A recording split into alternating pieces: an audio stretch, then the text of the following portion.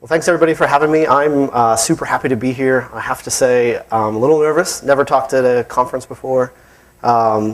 So, yeah, be gentle. This topic in the program had a very boring title, I was told. So I changed it, and nobody said anything. So it's called Controlling DevOps. And yeah. So it's I don't know. Do you want to control things? I'm not entirely sure I want to control things, but we'll see what happens in this talk. A little bit about me. Oh, that's kind of cool. I've been working in tech, I don't know, since the late 90s. I'm going to mention a couple key points in my life so that you'll understand a little bit why I'm here today. So I discovered Puppet in 2006, and I might have cried a little bit. It was really great. I had been like a one-man IT shop for a good few years, and it started out with 30 employees at a company. The next thing I knew, there was maybe 70 employees, and I was doing kind of everything from desktop support to firewalls and web servers and data storage, and then I started doing high-performance computing, and suddenly I had hundreds of machines, and I was still one guy. And so when I saw Luke Knies give a talk on YouTube about Puppet, I literally cried. I was like, wow, okay, here's another way to do it.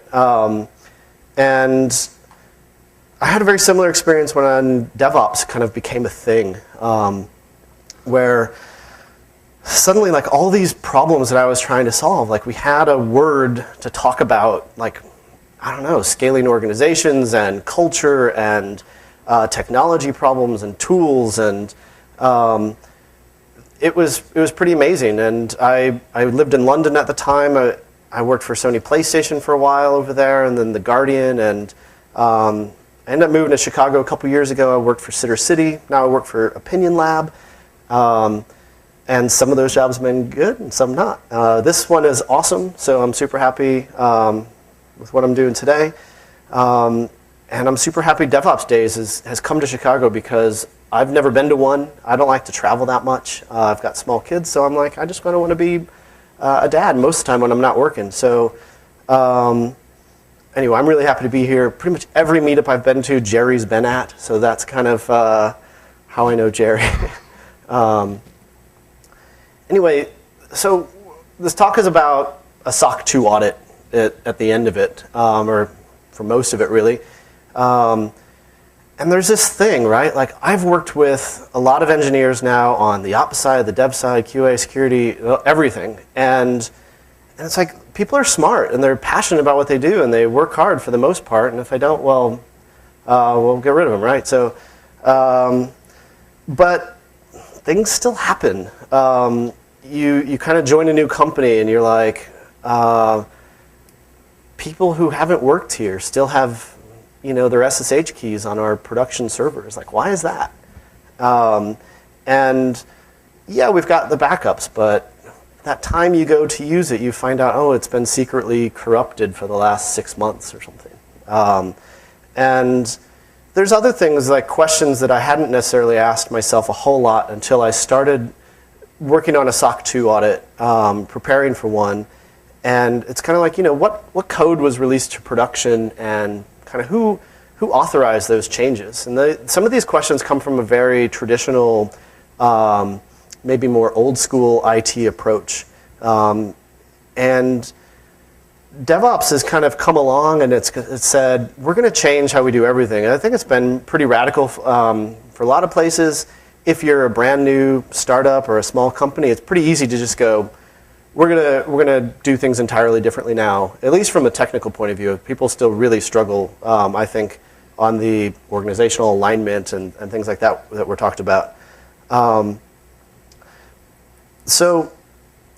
I care a lot about people, and I want to trust them, and I should, because I've probably hired and retained people who are really good at their jobs, and they care a whole lot. So I want to trust them, and I want to empower them. And I don't really care if kind of your organizational silo means that you're a developer or you're an ops person or what it is, but I want to empower those people to add as much value to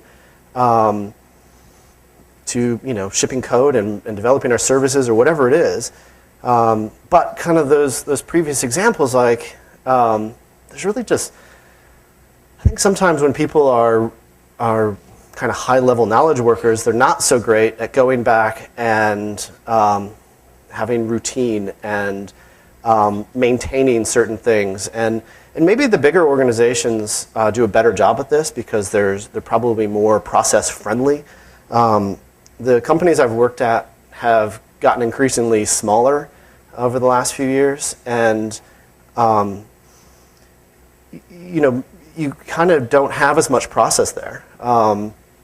And because you're like, well, why would I want to add process? Why would I want to make people kind of view it as like bureaucracy or busy work or whatever? But I'm going to argue that there's actually like a ton of things you already know you should be doing. So let's just put some policies around that. But how do we do it in a way that doesn't suck, right? So this talk, I'm gonna briefly describe what a SOC 2 is or how it works more, and then how do you rub some DevOps on that, right? So how do we create these policies that are DevOps friendly? So I know I already put the slide up here, but I just want to say, like, I'm going to talk about doing DevOps, but nobody knows what the hell that means, right?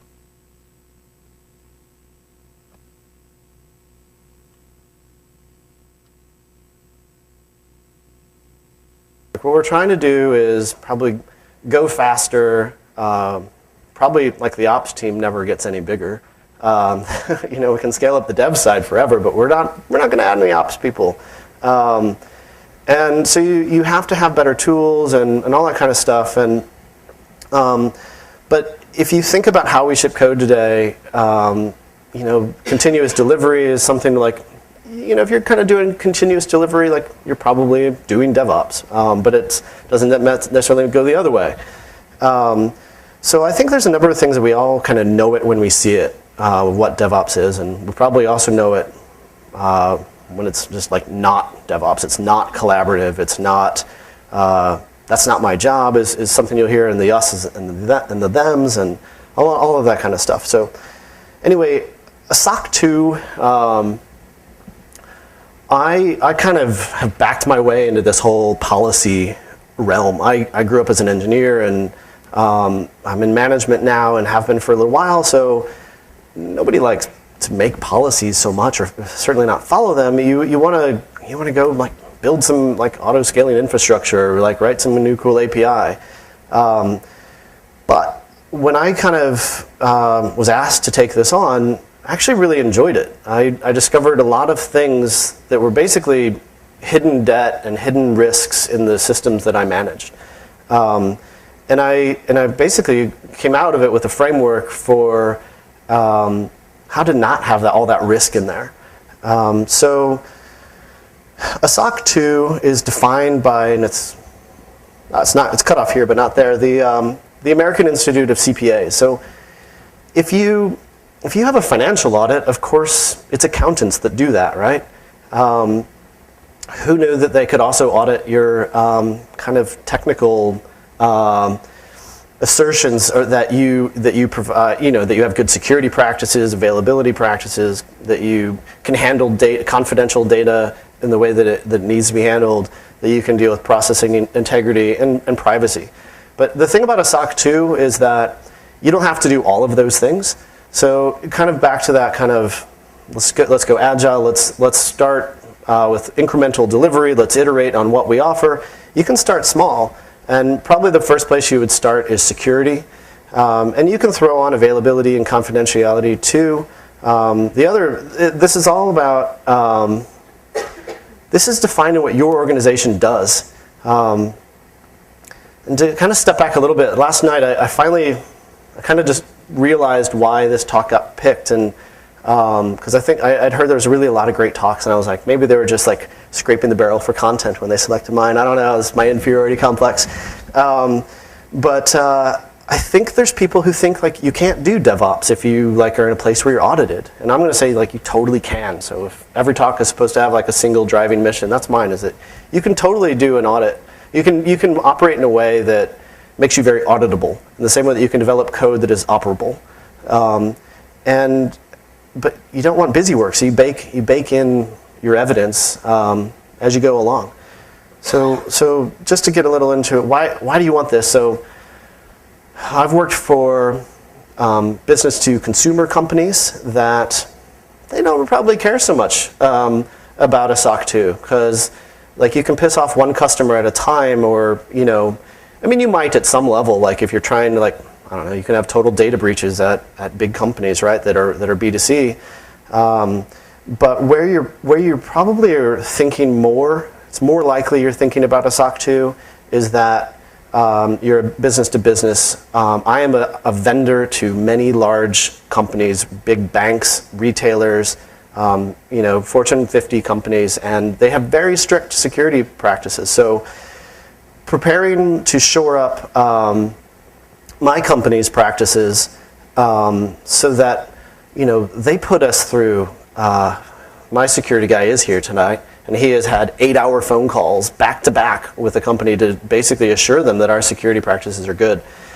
I'm hopeful that if I can go, here's my SOC 2, some of that goes away, and if not, well, all my answers to those 8 hours of questions, I have it very well documented, and I can just go, here you go. And so the thing is, I'm gonna define all these controls around my company, and I'm gonna make an assertion about the services that I offer, and but you would just have to take my word for it, right? Like, we're secure and we're highly available. We can offer you an SLA of blah, and maybe we'll extend your contract or give you some money back if it doesn't work out that way. But wouldn't you like a little bit more than that? SLAs are like when you have failed, not you don't ever want to be there.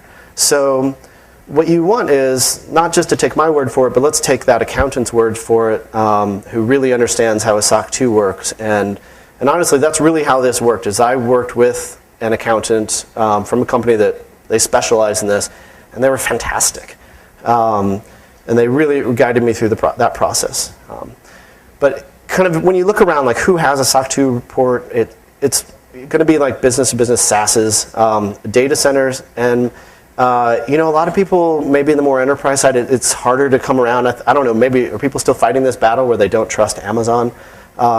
Guess what? They've got a SOC 2, only for security, not availability, or anything else, but they really do. So how does this thing work? It's basically a lot of documentation. So you would write a system description. This is basically like what makes up your system. So for me at Opinion Lab, it really is everything. It's not just like this is your tech stack and this is how your network diagram or how things work. It's actually your whole organization. Like, do the people who work in your ops team have the skills to do their job? Like, it gets kind of in the nitty gritty that like when I am hiring people, their job description should actually say the things that they need to do. And so some of that can start to feel a little bit like we've gone off on a tangent, but I think it's pretty important that like you either have the people who have the skills to do what you need to do, or at least you've recognized that risk. Like, you know what? When I started this thing, I didn't necessarily have a security person working for me, and we're like, we're going to hire the most awesome DevOpsy security guy out there, and so he tells me like when Heartbleed's happening, and he writes scripts and things like that automate like checking our whole infrastructure and really building in good security practices through our whole software development lifecycle and throughout our whole organization. So now you know your system, you're going to describe your controls. These controls are, I'll probably say this later, just for the auditor. It's describing what we're going to do to mitigate risk, essentially. And you write policies around those controls. The policies are what I would give to the people who it's their job to actually do these things. So I'm essentially like, I'm giving policies, and it's kind of awkward. Like I'm telling HR, this is what you have to do. I'm telling the CEO, this is what you have to do. And all across the whole organization, we're and it's a collaborative thing. I'm not coming in with like a heavy hammer. Like they can give me feedback and we can work together on adapting it to make sure that, kind of what was talked about earlier, I kind of joked that I wasn't going to talk about empathy, but I actually have a lot of empathy for making sure that I'm not adding burden to people's jobs and making their jobs kind of suck, right? Because who wants that?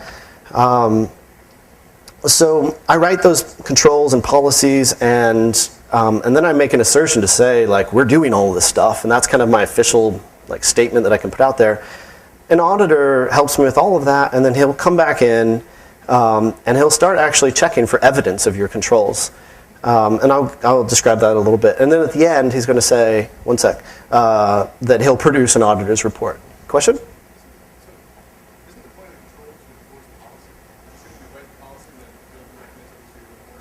No, we wrote it the other way around. Yeah. Oh, sorry. Wouldn't you write the policy first and then the control? We did it the other way. I don't know. I guess you could do it both ways. And the reality is we actually started out with lots of policies. We didn't start from nothing. This is a 14-year-old business I work with. That's kind of one of my points, is that we're already doing a lot of really good ideas. But you need to kind of layer it a bit and figure out, is it still working for you today, and actually pay attention.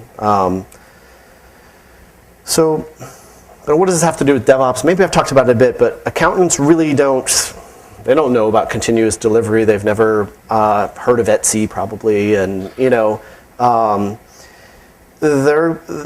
so to create controls and policies that are DevOps friendly, you're going to have slightly different controls. And I'm just going to mention that like a SOC 2 is all about risk, and DevOps actually is too in a way. Like you're trying to, if you ship code more frequently in smaller batches, that quantum of change is smaller. The feedback loop to when you made that change is shorter, and so you're mitigating the risk of making those changes to your system. And a SOC 2 is very risk focused, and I'll explain how that is. But what about ITIL? So I've worked really only in one place where ITIL was like a really big thing, and it also was a really terrible thing for me, in the sense that the ops team worked in a different building, and if we didn't agree with them on something, or priority or alignment or whatever, it had to escalate up to like managers, directors, senior directors, vice presidents, and they actually reported to it was actually different parts of Sony. It was so you're hoping that like these two guys in Japan will have a conversation and care about your tiny little problem, and so that sucked. But I'm not saying ITIL is bad. I'm saying like there's bad implementations of it, and I think that there's probably a lot of like if you are in a heavy ITIL shop, you probably have a lot of these policies and stuff written down already that you might not have in a small business.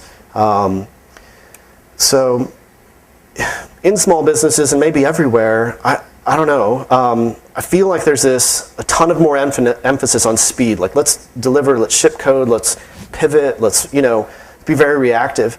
But the operational pain does not go away. You can end up with this burden, like this really big amount of tech debt in there, and if it's kind of like I can throw some more infrastructure at it, then it's not necessarily the wrong business decision to do. But I don't know. I think that there needs to be a better balance there. So sometimes if you put these controls in place, maybe it can help protect us from getting into that state. Really, the way it protects us is not by creating hard rules. It creates conversations. So if you're talking regularly about the risk in your infrastructure, then basically, every month, somebody's got to go, I accept that risk. It is still the right business decision to continue with this, abomination of a tech stack or whatever. So how do you get started? It's pretty simple. It's not simple at all, actually, but the accountants wrote this, all right? So that's the thing you have to get your head around, is that I'm probably going too slowly. I'll try to speed up. The accounting body wrote these trust service principles, security, availability, confidentiality, etc.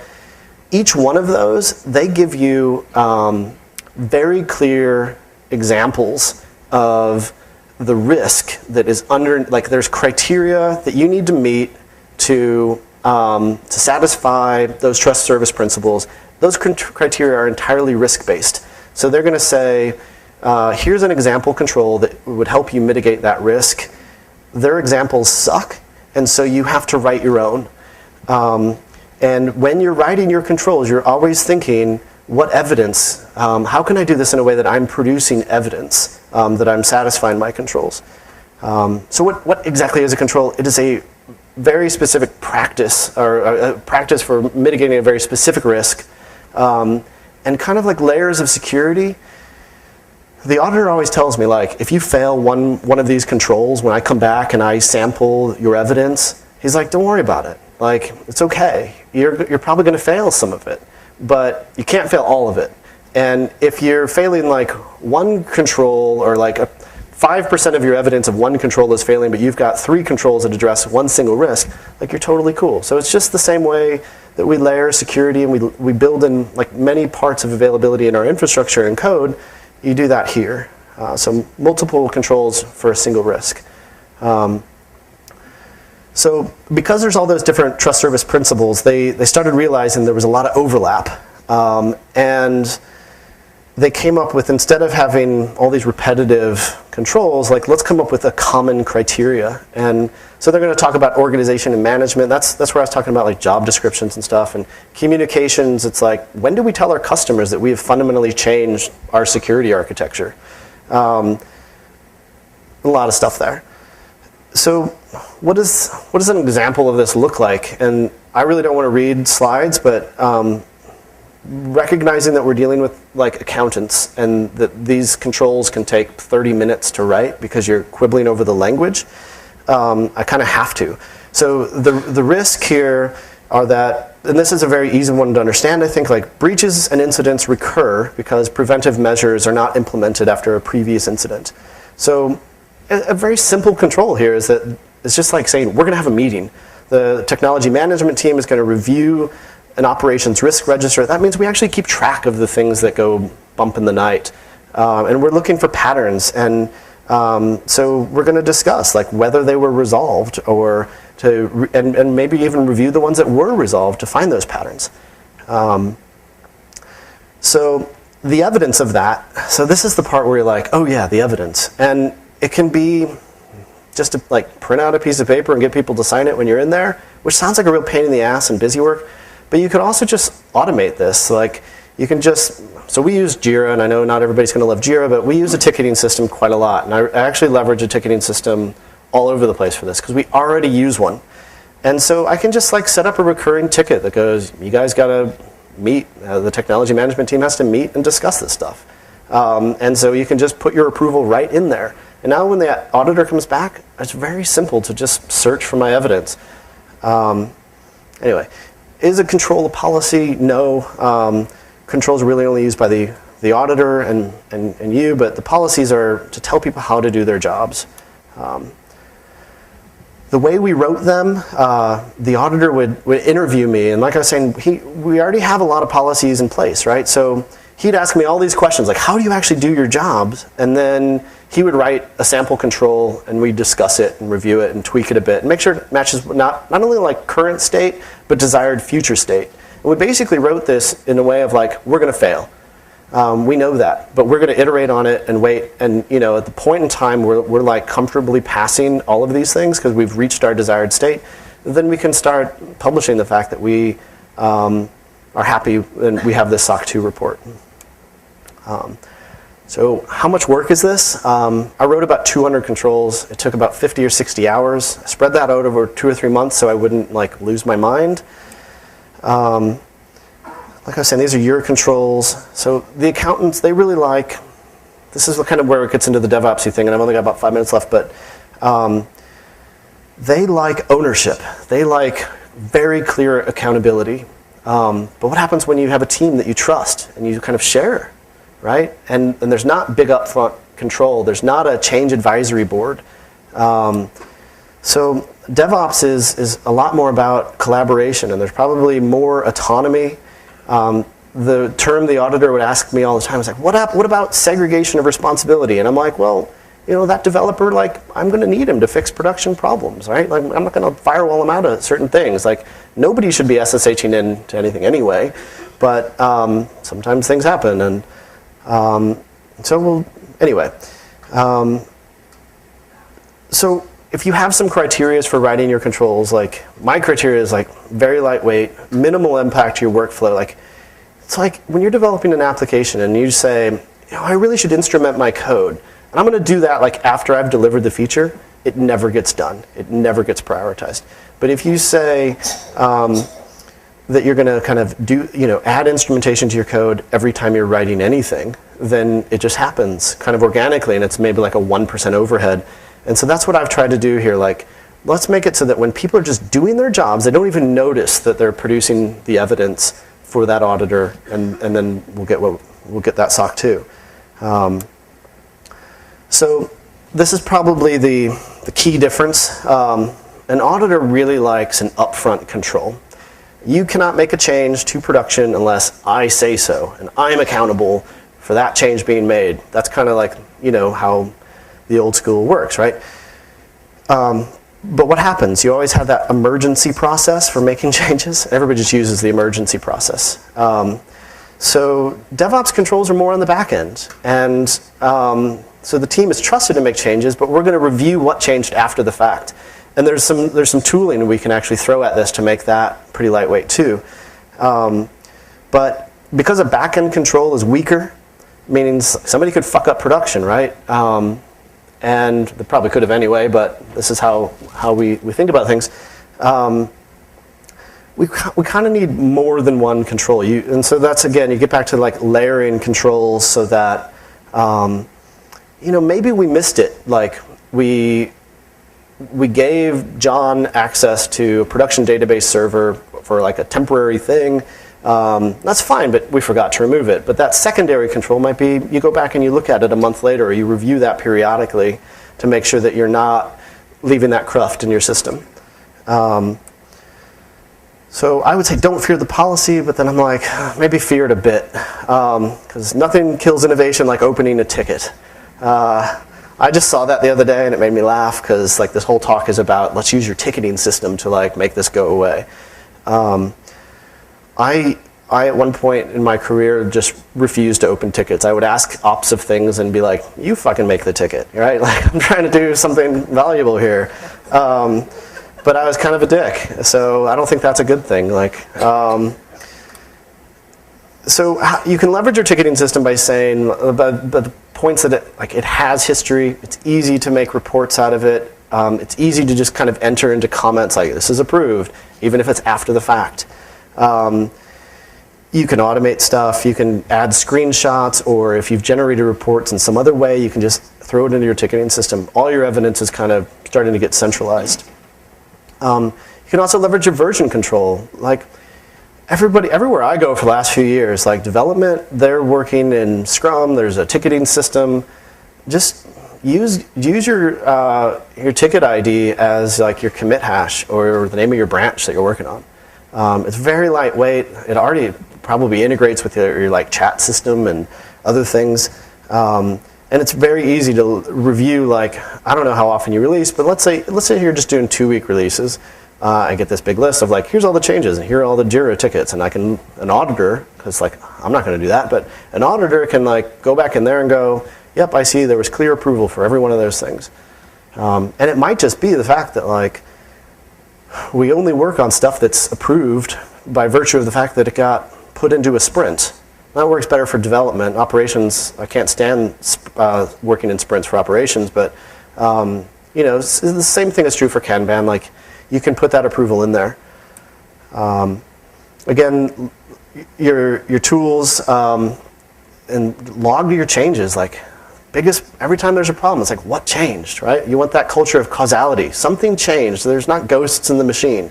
So let's record what we're doing. So if you're using Chef, there's a Chef handler. I'm sure there's something for Puppet or whatever else you're doing. Anyway, a really big side benefit for me was just uncovering all of the things in my organization that maybe hadn't been thought about in a while. And it's really just opportunities to make things better. I've got like, I put into the slides very specific examples of some of my controls, and like where it's like, here's the criteria we're addressing, the risk, and the 4 or 5 example controls. So when I share the slides, you'll see like written down exactly what my controls look like. But I don't think I'm going to do that now. And I would just say, like, this is just maybe my last message, is that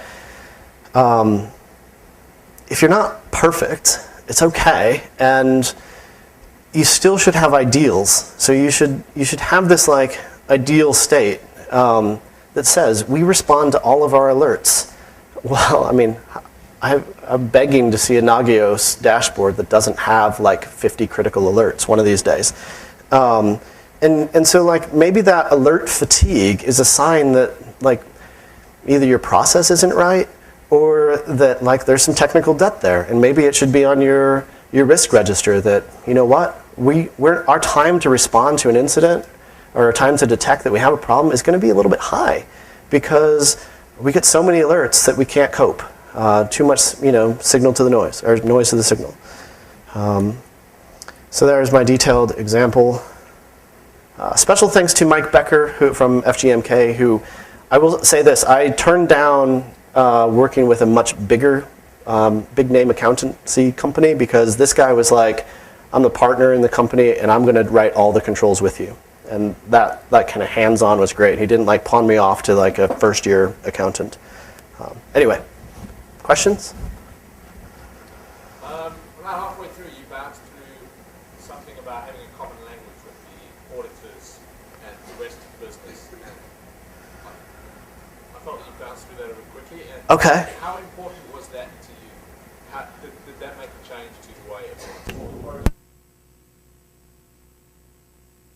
I had said. It was just, you didn't even talk about it. It was just, I noticed it was on the heading of one of your slides about halfway through. Something about a common language when you're actually talking about what the controls are. Terminology? Yeah, terminology. Huh. Sorry, man. Hang on. What if I just jump out and do that? Yeah. He said that at some point in this talk, I mentioned that like having a common language to communicate with the rest of the business might be helpful. I don't really remember saying that, but it sounds good. I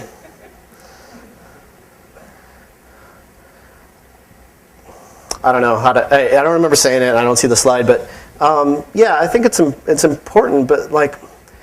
This is not a bottom-up thing at all, right? So I'm in the position I'm in maybe because I was a good enough engineer to like get to this point, and a good enough dealing with the non-engineers that I can kind of talk in both directions. So you got to sell the business value. This is not cheap, and there's kind of this expectation that you will repeat that audit year after year. Another question?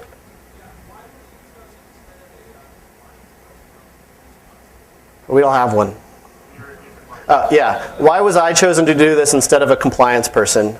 We've got like 95 employees. There's no like compliance person. Yes?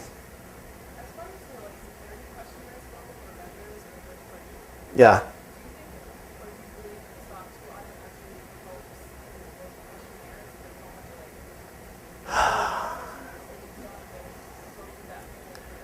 Okay, I'll repeat the question. Do I believe that having the SOC 2 will make some of these security questionnaires kind of go away? I don't know, right? Because like we deal with companies and they just go, every IT vendor, they do this. And we're like, hey, you're going to give us a lot of money? We'll probably do that. But if we are very well organized and already have all this evidence, then maybe it helps. And also, maybe it kind of reduces the scrutiny of like, sometimes I've had that process, like for a particular bank, take 6 to 9 months for them to just go, okay. And so maybe, we got a SOC 2 and we have like good answers and not kind of semi-weak answers, then it just goes away. But one of the reasons we did it, we wanted to drive down that time. It's a huge burden across a lot of people when we get those security questionnaires. So, anybody else? Yeah? Do you have to do anything specific to help manage the expectations or potentially the fear of your team members that knew this was coming?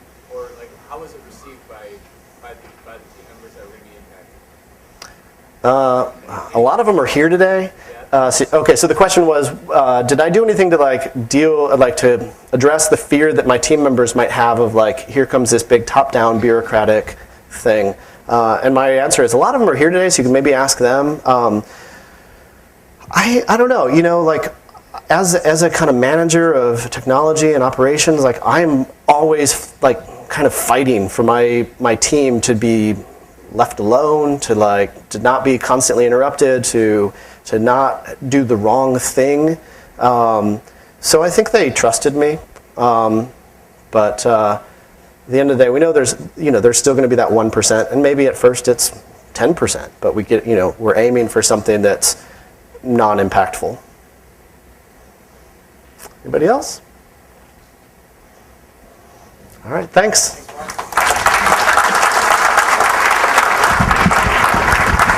Can you grab it?